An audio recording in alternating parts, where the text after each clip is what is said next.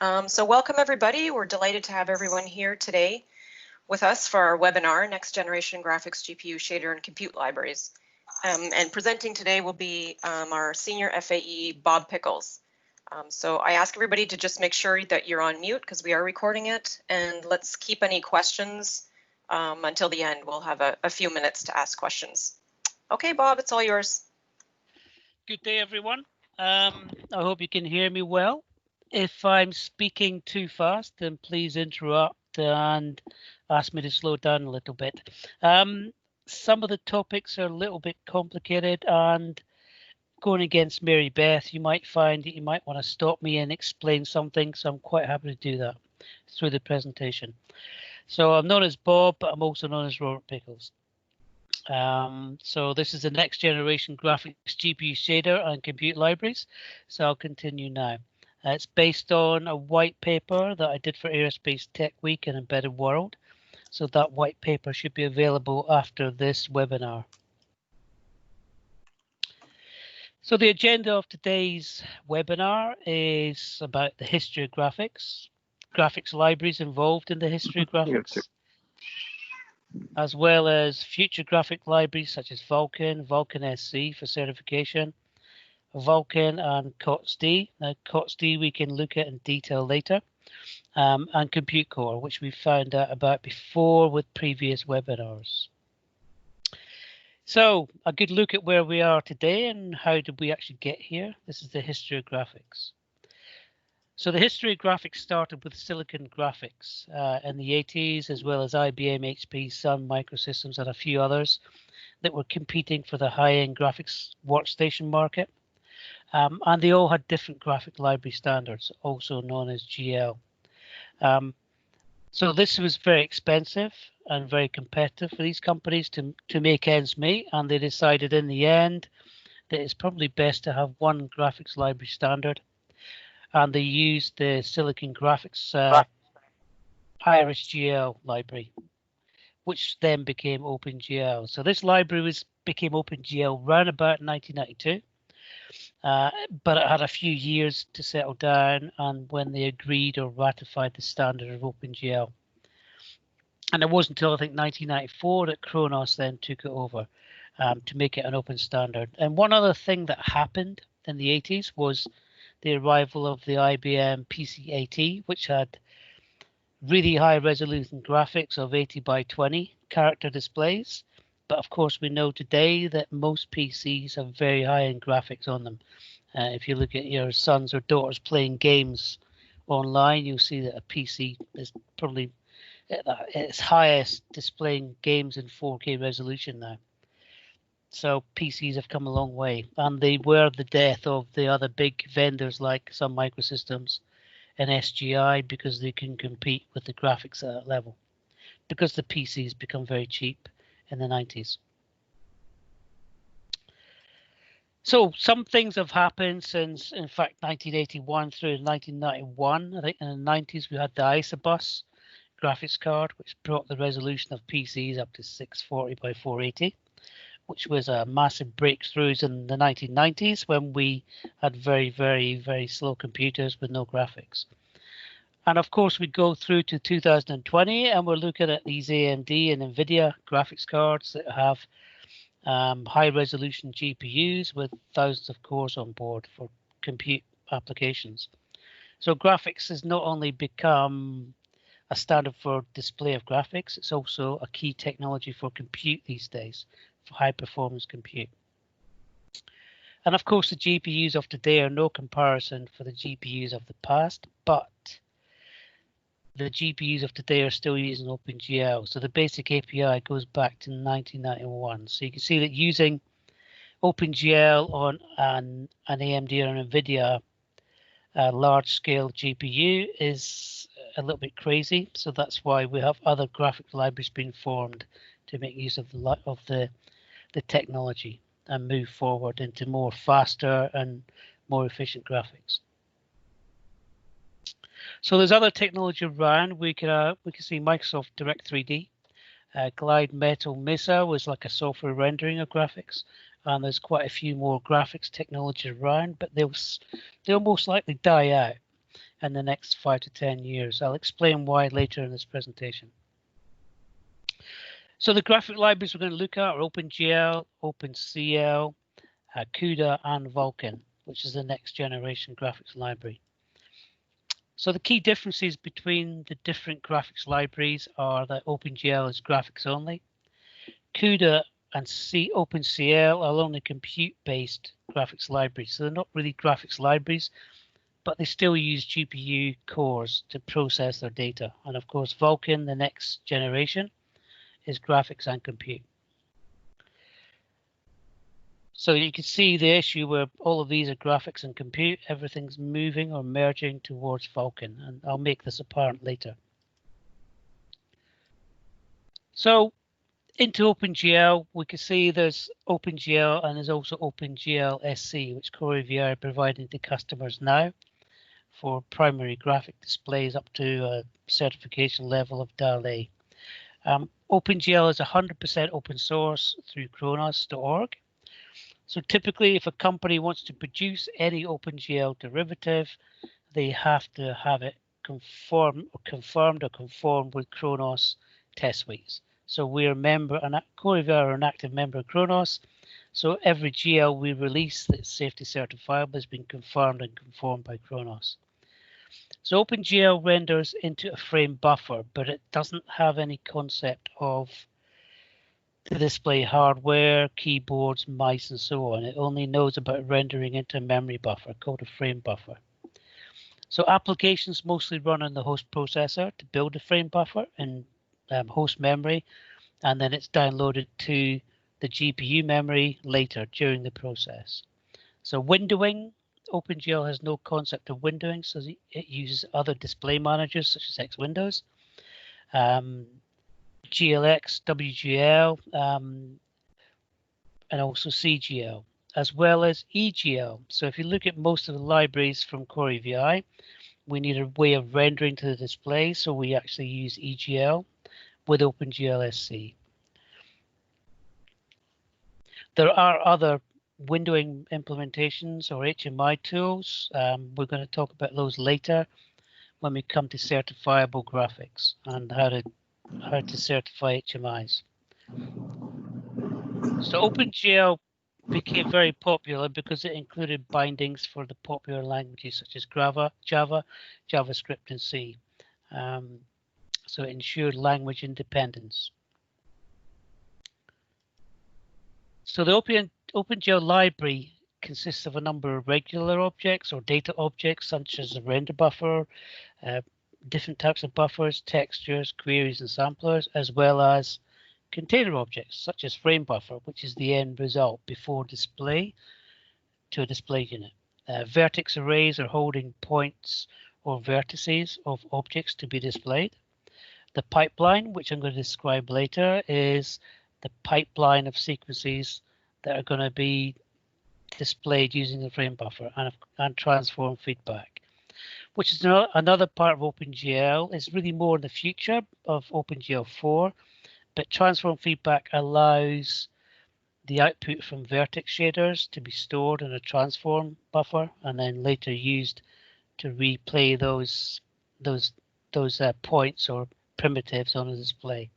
So if we look at the primitives that can be displayed are listed here, but it's probably easy to show what you can do with OpenGL. So it's very basics.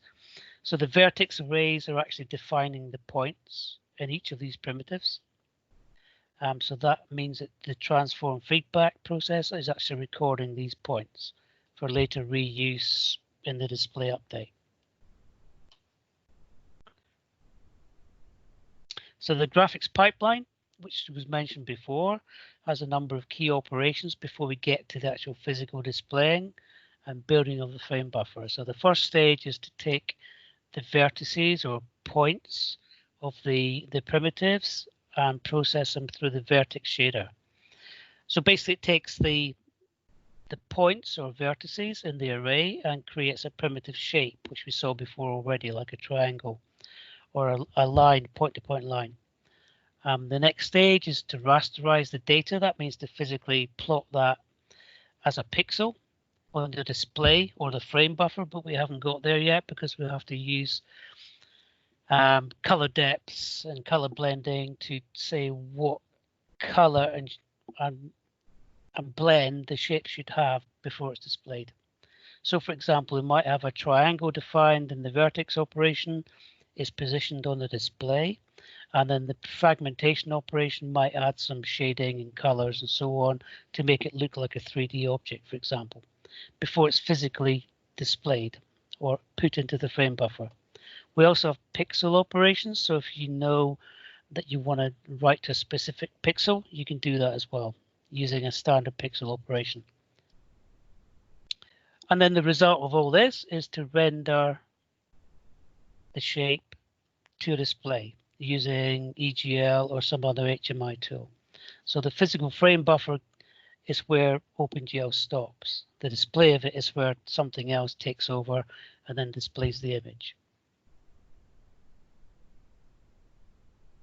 So CUDA. So CUDA has been around since 2007. It's an NVIDIA proprietary technology and it's used in compute. It's used for artificial intelligence or deep learning, as they say nowadays, as well as high performance compute or computing using the massive parallel processing of the GPU cores. So on a lot of NVIDIA CUDA boards, you find there's normally 1,000 to 2,000 GPU cores available for processing. So NVIDIA defined the term GPU. They were the first to define it, so they know about compute. That was their core business, as well as graphics, of course. So NVIDIA is proprietary, so it only does standards and APIs for NVIDIA hardware. It doesn't do CUDA for an AMD device, a GPU, or imagination device. CUDA will only work with NVIDIA hardware. However, NVIDIA has some really good software development kits as well as GPUs and SoCs such as the Jetson. So customers are really interested in NVIDIA products and they do a lot of graphics work with them using OpenGL as well as the CUDA-based compute. So the other thing about NVIDIA is none of the software APIs are written to be safety certifiable. However, some companies will take them as is and use them in low-level safety certifiable systems such as industrial or automotive. And NVIDIA does participate with Khronos because the users of NVIDIA hardware want to use OpenGL. They want to also use OpenCL because they might not just have a GPU, they might have an FPGA or a DSP or some other heterogeneous computer object they want to compute with. And of course, Vulkan. So AMD and NVIDIA are participating with Vulkan for the future graphics and high performance compute applications. So CUDA, how does CUDA work? So it's fairly simple. We have a host computer with a number of cores, and we have everything in the host computer that has to be downloaded or uploaded from the GPU. So the first stage is to download the algorithms from the CPU memory on the host to the GPU memory and the cores on the GPU. The next stage is to load data into the GPU memory. And then the next stage is to instruct the cores to execute and process the data that we've given it. And of course, in the end, is the collection of data from the cores that have processed the data. So this is happening on many, many thousands of GPU cores at the same time that the host processor is running. So the host processor is collecting data and analyzing the results of the GPU core algorithms. So there's no graphics with CUDA, it's only pure compute. And that's typically used on high performance compute and AI systems. So OpenCL is a little bit different because OpenCL has been around since 2000. It was sponsored and defined by Apple, and it was based around the LLVM concept, low-level virtual machine, whereby it's understood that a host processor running on a host has to build or cross-compile algorithms. Can you please mute? Thank you. So LLVM is about cross-compiling algorithms on a host processor to run on a GPU processor. So low-level virtual machine language was used to have a header to define how to compile that object or that C file into an object running on a GPU.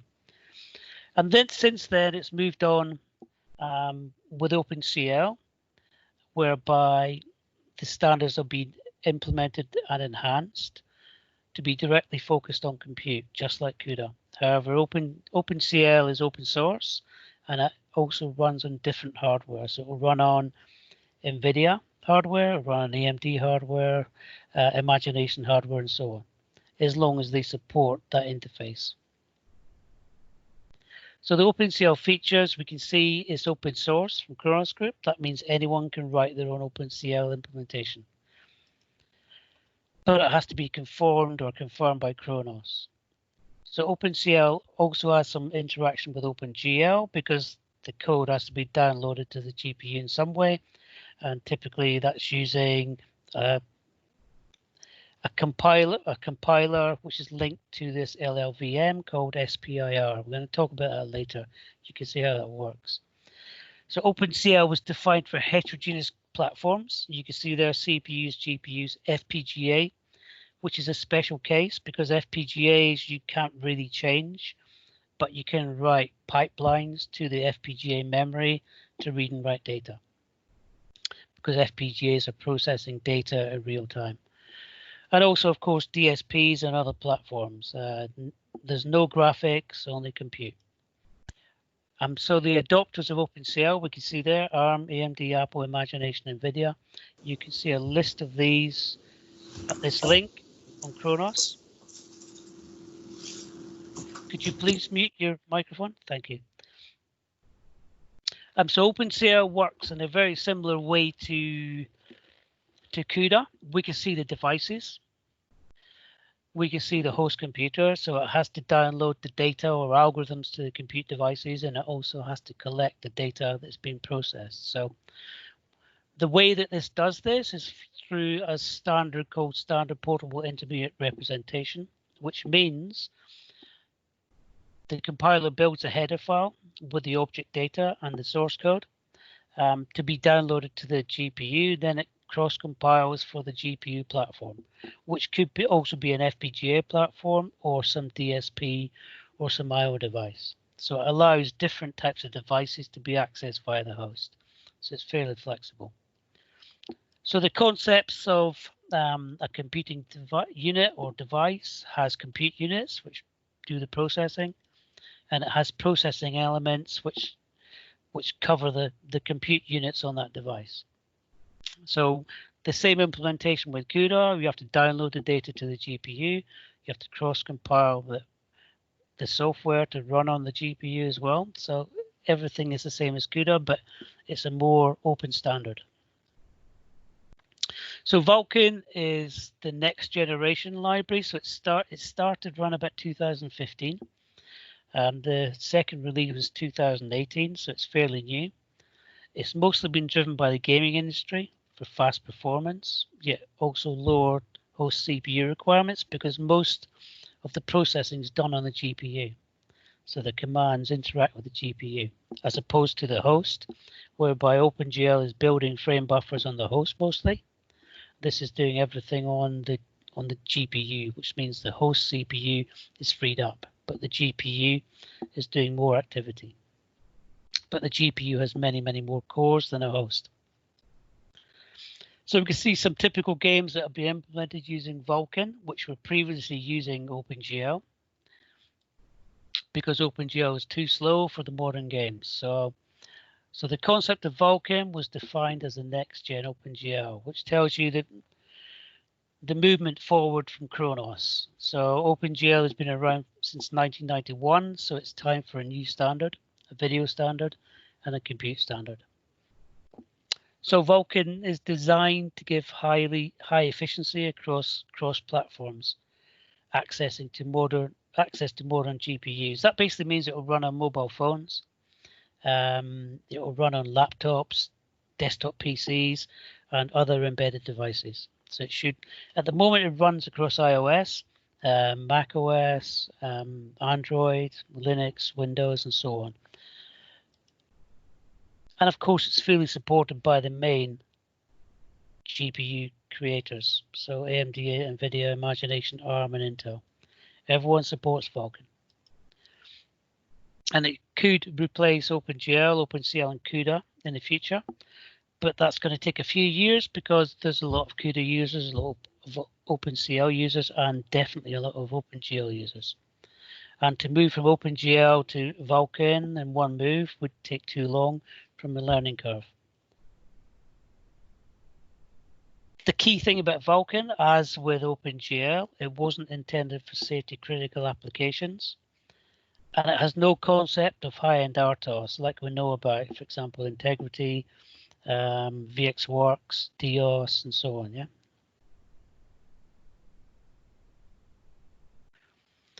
So we talked about SPIR before. So the new Vulkan has a new standard portable intermediate representation called SPIR-V, SPIR for Vulkan. It's the same concept that all the targets are compiled, cross-compiled for the GPU because there's different types of objects. Then these are encapsulated using standard portable intermediate representation. So it could be a shader, could be a compute algorithm, it could be a special compute shader as well that affects the graphics display output. So some of the objects included that are downloaded using the SPIR-V intermediate representation to the GPU with fragmentation, vertex, geometry, and tessellation shaders. So these shaders may not have been described before, but the vertex shader is a shader that takes the points in a vertex array, the points of the primitives, and it takes them and creates the primitives, as we discussed before. The fragmentation shader might actually take the shape that's been produced by the vertex shader and add color and depth, even 3D type effects to the primitive. Geometry and tessellation are not really necessary, but they can be applied to enhance the primitive's shape in some way. And tessellation shaders basically allow access to different tiles on the display for update. Instead of updating the whole display, they update specific parts of the display to optimize the graphics. As well as this, we can have compute algorithms that are being downloaded, and also other type libraries such as compute core algorithms, which we're going to talk about later, that can be used inside the GPU, which will be downloaded and represented using SPIR-V. So shaders are typically created in the high-level shader language, which is interesting for these because you could actually write your own high-level shader and compile it and download it to do a specific job in the GPU. So one thing that's different from commercial Vulkan and Vulkan SC, apart from memory management, so Vulkan SC requires all objects to be compiled on the host, whereas the commercial Vulkan allows on-the-fly compilation and download to the GPU runtime. So that means that if a game is running in a commercial version of Vulkan, it can quickly compile a shader and download it to GPU to do a specific application. Yeah. Whereas Vulkan SC, this has to be known about in advance for certification and downloaded at initialization and statically placed. So one thing that is a myth that I've had lots of customers talking about is Vulkan SC does not support OpenCL. There's many customers that assume that OpenCL is supported by Vulkan SC. However, it has been proven that the commercial version of Vulkan has implemented OpenCL for commercial projects to show compatibility with OpenCL, but is not implemented on Vulkan SC, okay? We have to clear that point up. So the Vulkan concept. So VK Core library. So Vulkan is known as VK Core SC, as well as Vulkan SC from Khronos. It provides customer applications access to the VK Core SC library. So they include the VK Core library to access the VK Core SC library. The GPU manager initializes and controls GPU and the display processing unit, which communicates with a KMD, which is the kernel mode driver. So the kernel mode driver is running on an RTOS, for example, and providing direct low-level access to the physical GPU hardware. So the VK Core lib or library and the GPU manager don't physically access the GPU or DPU. The kernel mode driver makes all reads and writes between the GPU hardware.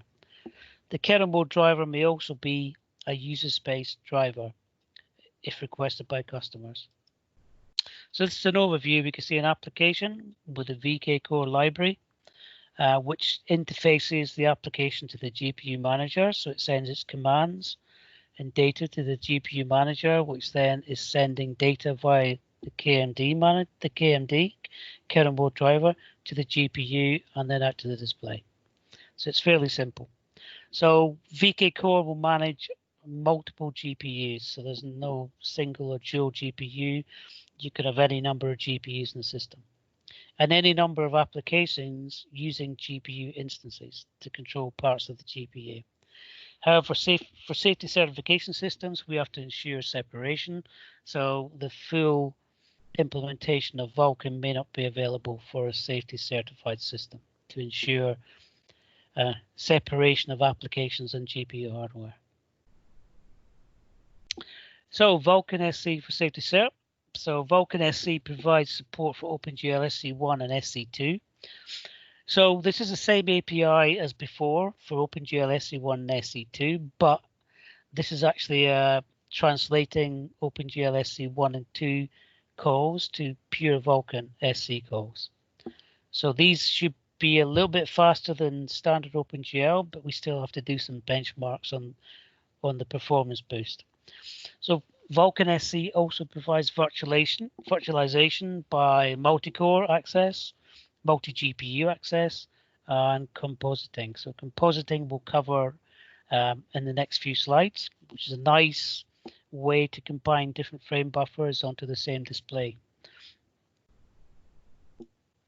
So Vulkan also has direct access to GPU cores, reduces host processor performance requirements, and reduces CPU temperature, which is very important for longevity and maintenance of the system. Some of the aspects of Vulkan, so it enables technologies such as image edge detect, filtering, blurring, synthetic and augmented graphics.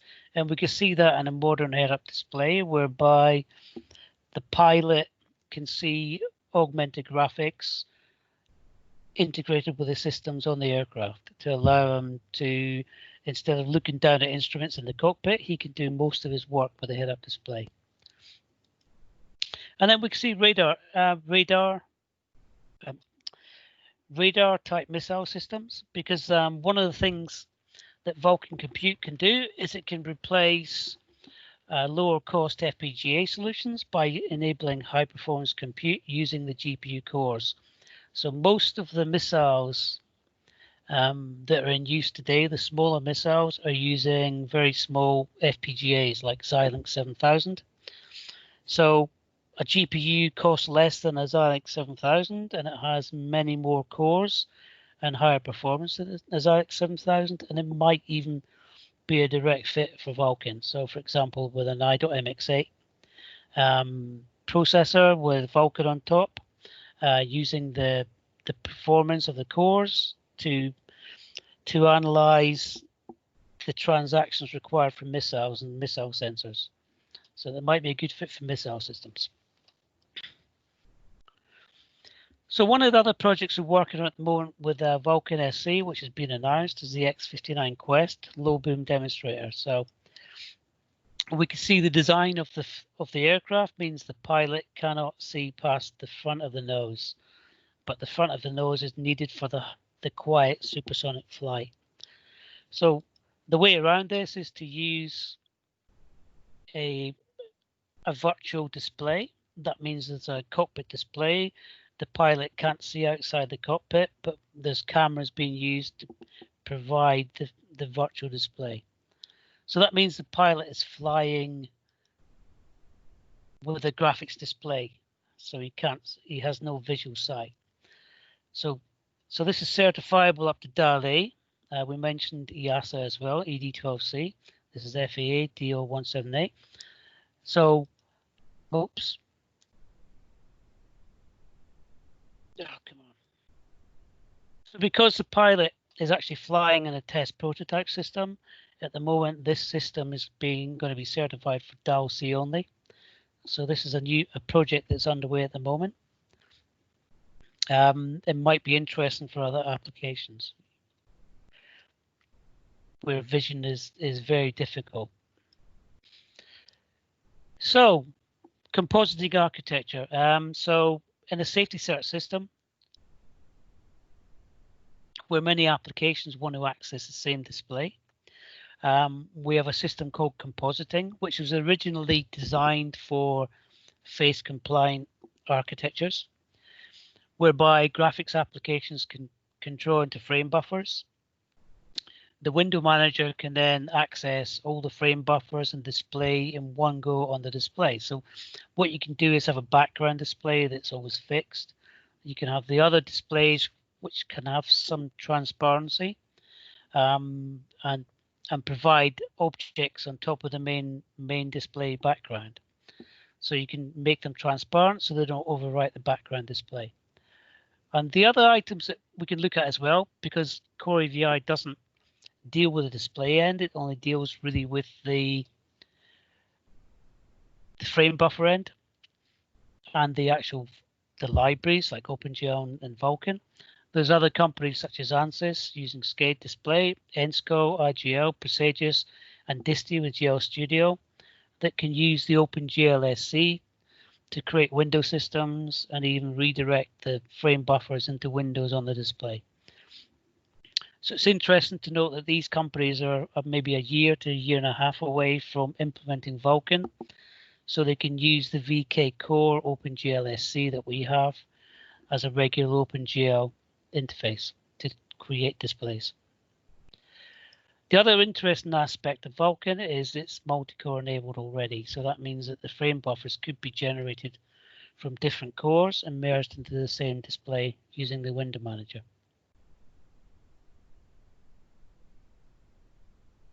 Of course, there's only a few vendors that exist for OpenGL and Vulkan at Safety Cert. So this is another interesting requirement from some customers that I've seen already, and it's GPU virtualization again. It could be one GPU, it could be two GPUs. It might be different graphic applications using only one GPU or using both GPUs. So we can see VK Core SC in there with a real-time safety set RTOS. Then we have a video capture module with OpenGL and the compositor, just like the other applications. And we may have to video capture some image from PCI Express using a connected FPGA or another processor card, or even a camera system, which is feeding data via PCI Express or even Ethernet. It depends on the architecture required. So the images might provide, for example, a nighttime infrared flight environment whereby the pilot wants to land the aircraft. And of course, he needs to know at the same time the altitude, the speed, the wind direction, the compass, and other information like the localizer, and any other data that may be relevant to him landing the aircraft, such as stall angle and so on. Yeah, these can be captured via PCI using a video capture routine, and they can then use the compositor to add the image, which has no data on top, but just an infrared image, onto the GPU, and the other applications can then augment that image with data.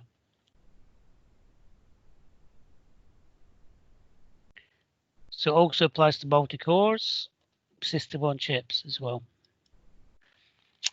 So if we look at safety certification of graphics, this is what we have to offer for Vulkan SC. So we can see we support a number of different OSs. We support OpenGL SC1, which has been already found to be compliant with Khronos OpenGL SC1 specification. We haven't yet had this done for SC2 yet, so that should be done the end of the year. We could also add in TrueCore. We could also have a Vulkan validation layer, which is probably going to be only used for high levels of safety certification to ensure that the interface from the application is meeting the Vulkan API standard. And of course, we have the safety critical Vulkan driver, we have the video capture unit, and we have encode decode. So this is also supported on i.mxa and AMD E9171 on a wide variety of OSs.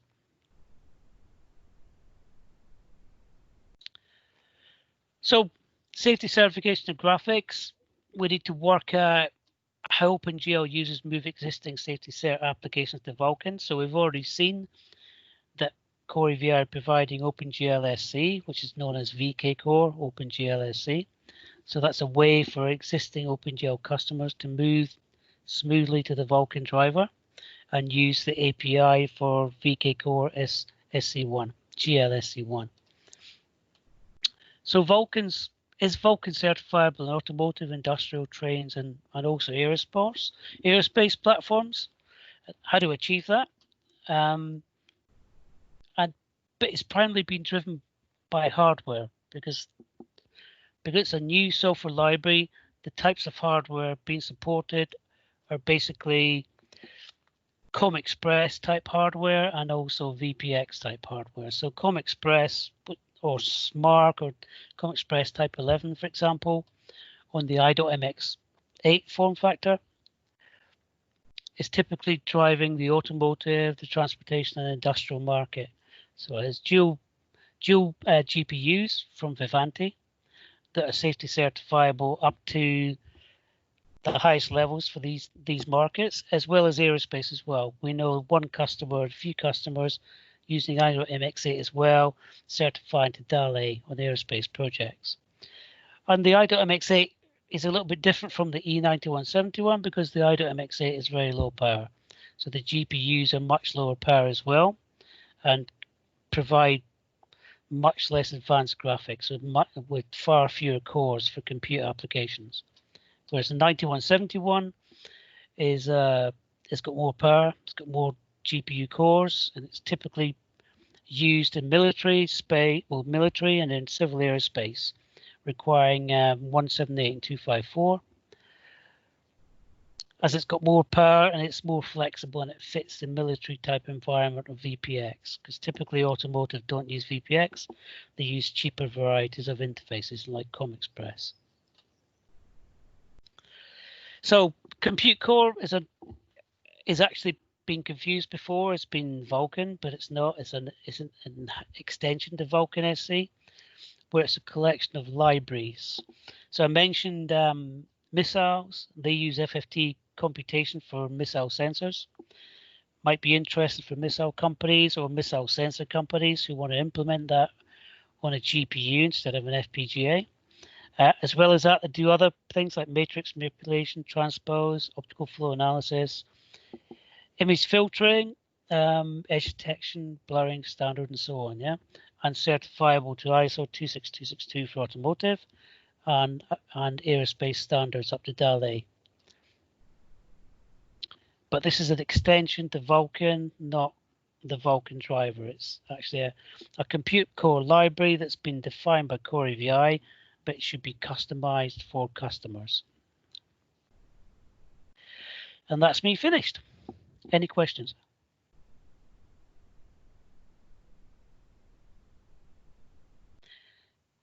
Anyone there? Hi, Robert. You mentioned a lot of No, thank you, Bob. No question now. I would like to later elaborate on the other application you were discussing. That might be interesting. The video capture one? No, about the missiles and stuff. Oh, yes. Yeah. Okay, cool. Yeah, so in the past, I know that most missiles, I've been to many companies for missiles, they typically use Xilinx 7000 because it's low power. So i.MX8 GPU would be ideal for that application, or the next generation i.MX9. Oh, let's discuss it offline. Sure, okay. Any other questions? Maybe I have a question. Because what I was when I was searching regarding the topic, I find out that still the Vulkan compute is not so mature and doesn't have same possibilities like OpenCL. You think it's completely replaceable each other? Yeah, so I mean, if let me just move back a little bit. So as I mentioned before, we talk about Vulkan and we talk about OpenCL. So we see down here that OpenCL is being used with Vulkan because this standard portable intermediate representation allows OpenCL objects to be downloaded to the GPU. But we don't support it on Vulkan SC, yeah? Mm-hmm. Okay. But the reason that Khronos are allowing OpenCL to be used with Vulkan, SPIR-V, is to allow the movement of people using OpenCL to eventually use Vulkan, yeah? Because in the end, OpenCL will be removed, maybe 10 years from now, yeah? Okay. Because what I find out for now, they aim the Khronos even. They aim the Vulkan compute now more or less just for the computations for graphics still. It's not so like, let's say, OpenCL or CUDA.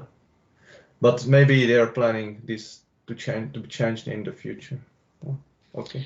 Yeah, I mean, the whole point of Vulkan SC is, well, Vulkan is to do compute and to do graphics. So it's to replace OpenGL and to replace CUDA and OpenCL. So Vulkan allows you to download a compute algorithm to a GPU core and run it, yeah? Yeah. Okay, thank you. Okay. I have another question, Robert. You mentioned real-time operating system, but you didn't mention bare metal approach on your slide. Is it possible? And what is the use cases? Yeah, it's always possible. I mean, we've had a few bare metal projects in the past on typically i.MX6, maybe i.MX8 in the future, just using bare metal with like a GCC library that can be compiled with a very simple scheduler. Yeah, it's possible. So there is are there limitations when you use bare metal or not? Not really. Obviously the Vulkan driver would have to be written for bare metal, but typically the Vulkan driver is written for the specific RTOS. So there's nothing to say that you can't write the Vulkan driver for bare metal. That's possible, yeah. Okay, thank you. Okay. Any other questions? Okay, thank you for your presentation. Some information about the future of POCL project. Could you repeat the B? Did you say BOCL project? No, POCL. POCL. Yeah. About OpenCL. Oh, OpenCL. Yeah, it's POCL. It can use CUDA in Jetson Nano, like. Okay. Yeah. Yeah, I mean, I've really concentrated on the four main libraries, but it applies. It's on the screen now. So we don't support anything to do with OpenCL or PC. Did you say PUCL? So we don't support any other CL type libraries. It's a library that use the same interface like OpenCL to to compute in HPC some calculations. Sure, yeah. Yeah. But if they wanted to move to Vulkan, then there may be a way to do that. Yeah, there may be. I mean, there's lots of different teaching exercises on the online for Vulkan, so it's possible to move from any variant of OpenCL to Vulkan for the future. I mean, Vulkan doesn't replace everything now, but as time passes, and maybe 10 years, then standards may then become obsolete, because Vulkan will. If you look at the Khronos website, you'll see there's around about 20 different standards, and OpenGL, OpenCL can be merged into Vulkan in the next 5 to 10 years. And if they do that, it makes it much simpler for the Khronos organization. Okay, thank you. Okay. Mickey? Yeah, many customers are started their GPU with the CUDA, and now when they want to migrate to a certified product, they have a problem. Correct. I know that AMD ROC allows you to migrate a CUDA application to OpenCL. Yeah, but OpenCL is not certifiable. I know, but the question is whether you're trying to, whether you have some OpenCLs that you support on Vulkan.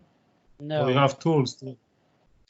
So there's two different types of Vulkan. There's the Khronos standard commercial Vulkan that has some tools for OpenCL, and then there's the CoreAVI Vulkan SC that doesn't support OpenCL. But yeah. But the thing is, the API for OpenCL is totally different for Vulkan anyway. So for customers using OpenCL, we could talk to them and try to work out a smoother way to move to Vulkan SC, yeah? Yeah, that's what I said. You offered some tools to migrate from OpenCL. Not at the moment, but it might be possible because Vulkan's been around with CoreAVI for about a year, yeah? So it's still very new. Okay. So if we have OpenCL customers interested, then we can discuss, and maybe some tools will get generated in the future, yeah? Okay, I thought it's already around. Yeah, but not for us, no. Not for CoreAVI. We don't support OpenCL. Yeah, I know you don't support, but you were offering in the presentation, at least I participate, you were thinking of your thought to how you're planning to offer tools that will allow customers that write their code in OpenCL to move it to. Yeah, I've seen that presentation already, but that's now been negated. So we don't plan to do that, but we'd still like to talk to customers using OpenCL to discuss ways forward to use Vulkan SC. Okay. So and then by talking to customers, we might have some tools at the end of it to convert, yeah, but not yet. Okay. Okay. I saw the same presentation, but yeah, but I think that customer already counting on the fact that you will have a tool that will allow them to move from OpenCL to. Okay, so what I'll do is I'll make a note, Mickey, and maybe we can take it offline, and then we can find out if there is a tool or a tool planned to move OpenCL, yeah? Okay. Okay. Any more questions? Yeah, actually about that, this is Russell speaking. So your Compute Core white paper says that it provides facilities to transition to Vulkan compute from OpenCL and CUDA. So maybe that's what Mickey was mentioning. Yeah, so maybe. Do you know what that bullet is about? Or is it the same thing? That's the plan to provide those facilities, or? Yeah, I think it was a general statement, so right. they could merge to to Vulkan from CUDA or OpenCL, but there's still a process of changing APIs and some software development processes, yeah? Mm-hmm. But every customer is different, so it would require a meeting, face-to-face meeting, when we're allowed to travel to customers to discuss each requirement, yeah? Of course.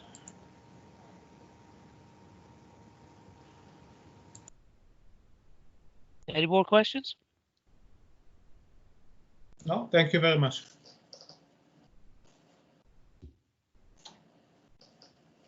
Over to you, Mary Beth. Okay, if there's no more questions for Bob, we'll end it there. Thank you everybody for joining us. Hope you enjoyed the webinar. We've got some more coming next week. We've got compositing and the reuse of software in safety critical graphics applications on Tuesday. And on Thursday, we've got GPU compute and safety certification. So we hope you will join us for that. Okay, have a great day, everyone. Thank you. Have a great day. Thank you. Thank you. Bye. Okay, bye. You.